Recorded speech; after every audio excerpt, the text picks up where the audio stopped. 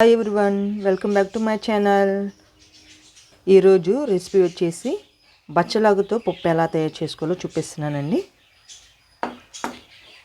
ఇలా తిక్కుగా సింపుల్గా ఎలా బచ్చలాగు పప్పు చేసుకోవాలో చూపిస్తున్నాను. వీడియో చూసేయండి.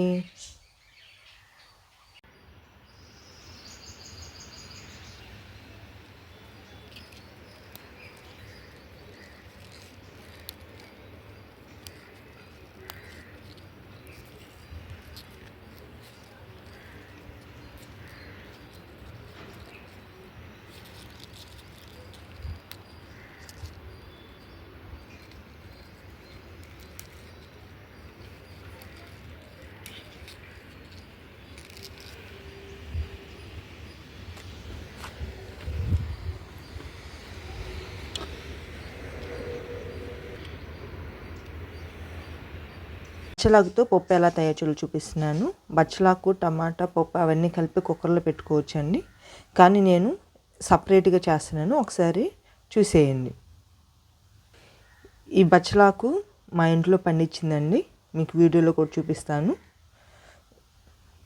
అలానే పప్పు 1 కప్ తీసుకుని ఇలా ముందుగానే ఉడికించుకున్నాను. చింతపండు నిమ్మకాయ సైజ్ అంతా, చిన్న నిమ్మకాయ సైజ్ అంతా తీసుకోవాలి.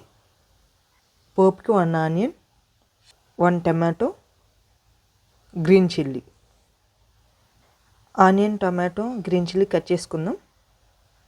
ఈ బచ్చలకు కూడా నీట్గా కడిగి కట్ చేసుకుందాం. 2 టేబుల్ స్పూన్ ఆయిల్, కట్ చేసుకున్న ఆనియన్, గ్రీన్ చిల్లీ,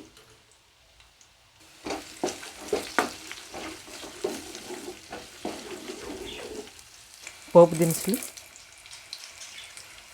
వెల్లుల్లి రెబ్బలు 4 తీసుకున్నాను.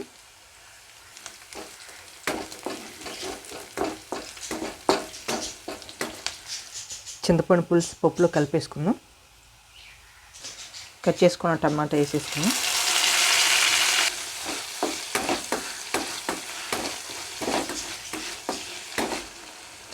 కట్ చేసుకున్న బచ్చలాకు వేసేసుకుందాం.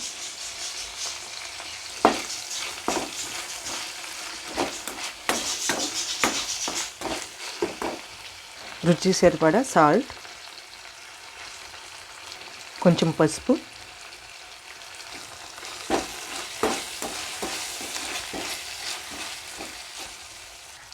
ఈ చింతపండు పులుసుతో పాటు మీకు ఎంత వాటర్ కావాలన్నా అంత వాటర్ పోసుకోవచ్చు ఈ పప్పులో. 1 table spoon red chilli powder, green chilli వేసుకున్నాం కాబట్టి రెడ్ చిల్లీ పౌడర్ 1 స్పూన్ వేసుకోవాలి.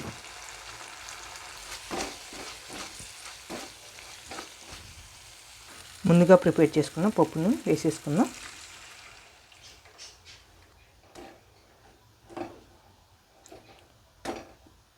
సాల్ట్, రెడ్ చిల్లీ పౌడర్ సరిపోతే చెక్ చేసుకుని వేసుకోవచ్చండి. 2 నిమిషాలు ఉడికించుకుంటే మన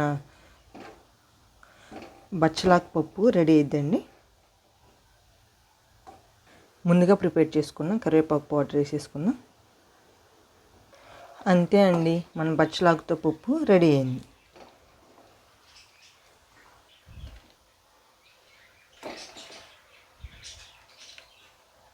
ఇలా బచ్చలాకుతో పప్పు మీరు ఎప్పుడైనా ట్రై చేస్తే కామెంట్స్ పెట్టండి.